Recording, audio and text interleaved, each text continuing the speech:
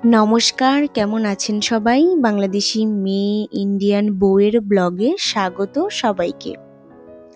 ১৭তম রোজায় সবাইকে সাথে নিয়ে খেলাম ইফতারি। আর ইফতারির কিছু আইটেম বানিয়েছিলাম আমি নিজে ঘরে, আর কিছু আইটেম কিনে এনেছিলাম দোকান থেকে।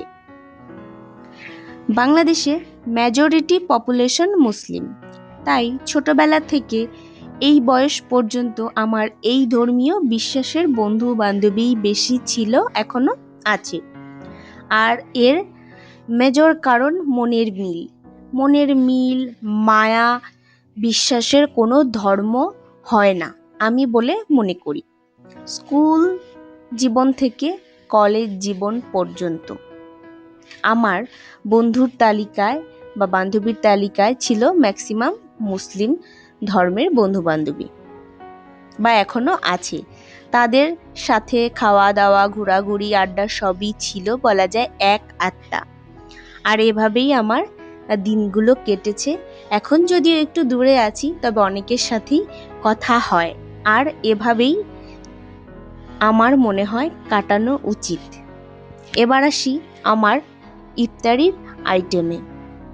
ইফতারির আইটেমগুলোর মধ্যে আমি বানিয়েছিলাম বুট ভুনা, তার সাথে পেঁয়াজি বা পেঁয়াজু আর বেগুনি, আলুর চপ আর বুন্দা, এই দুটো আমি দোকান থেকে কিনে এনেছিলাম। ইচ্ছে ছিল আলুর চপটাও বানাবো, তবে সময় স্বল্পতার কারণে বানানো আর হয়ে উঠল না। আর বাংলাদেশে আমরা যেটাকে বুন্দা বলি, সেটা কলকাতায় বুদে বলে, আর এটা সব সময় মিষ্টির দোকানে পাওয়া যায়, তাই আর বেশি চাপ নেইনি। এই সময় বাংলাদেশে থাকলে এর আনন্দ দ্বিগুণ হয়ে যায়। বন্ধু বান্ধবী সবার সাথে দেখা হয়, বাংলাদেশের একদম অরিজিনাল টেস্টের ইফতারি খাওয়া হয়। একদম ছোটবেলা থেকে খেয়ে এসেছি, এই আনন্দ উপভোগ করে এসেছি। যেহেতু এখন দূরে আছি, তবে মনের মধ্যে তো এই আনন্দ করার নাড়ে নিজের মনের আনন্দটাকে সবার সাথে শেয়ার করে নিলাম এই ছোটোখাটো একটা ইফতারি পার্টি করে। এই ইফতারি পার্টিতে আমি, বরমশাই, শাশুড়ি মা, ছোট্ট সমুর মা ছিল এবং ভাইও ছিল। সমুর মায়েরও এবার প্রথমবার এই ইফতারি খাওয়া, মানে মুড়ি মাখা, বাংলাদেশের ট্রেডিশনাল একটি খাবার। বিশেষ করে আরও ইন্ডিয়াতে বসে বাংলাদেশি মেয়ের হাতে মুড়ি মাখাটা খেলো, তারও বেশ ভালো লেগেছে। আর সমু যেহেতু একটু ছোট, ঝাল মুড়ি খেতে পারবে না, ঝাল, তাই ওকে একটু বুঁদে দিলাম, ও বুঁদে খেলো।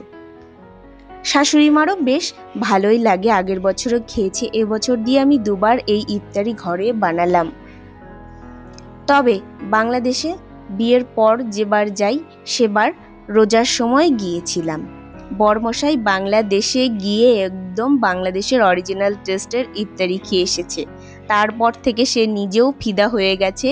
এই রোজা এলে সে বলে ইফতারি কবে বানাবে, শাশুড়ি মাও বলে ইফতারি বানাবি, বা আমার একটা ভাইও আছে, সেও বলে দিদি ইফতারি কবে বানানো হবে। অবশেষে সেই ইফতারি বানিয়ে সবার সাথে শেয়ার করলাম।